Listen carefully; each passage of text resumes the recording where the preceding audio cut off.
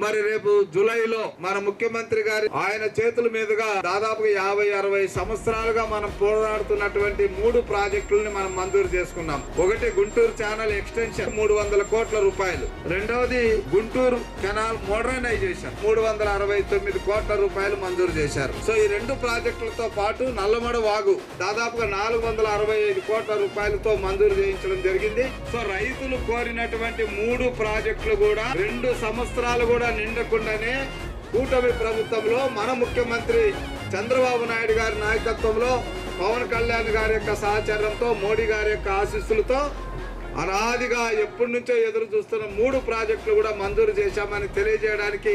మీ అందరికీ, మీరు ఎన్నుకున్నటువంటి ఒక శాసనసభ్యుడిగా నేను ఎంతో ఆనందపడుతూ, మీ అందరి కళ్ళల్లో ఆనందాన్ని చూసే ఒక అవకాశాన్ని భగవంతుడు నాకు ఇచ్చినందుకు నేను తృప్తి పడుతూ, ఇది వచ్చే 2-3 సంవత్సరాల్లో కంప్లీట్ చేసి నెక్స్ట్ ఎలక్షన్ మళ్ళీ మేము ఓట్లు అడిగే టయానికి ఇదో మేము ఈ 3 ప్రాజెక్టులు చేశాం, ఇంకా ఏమైనా ఉంటే చెప్పండి అని చెప్పగలిగే ధైర్యంతో మేము ఓటు అడుగుతాం.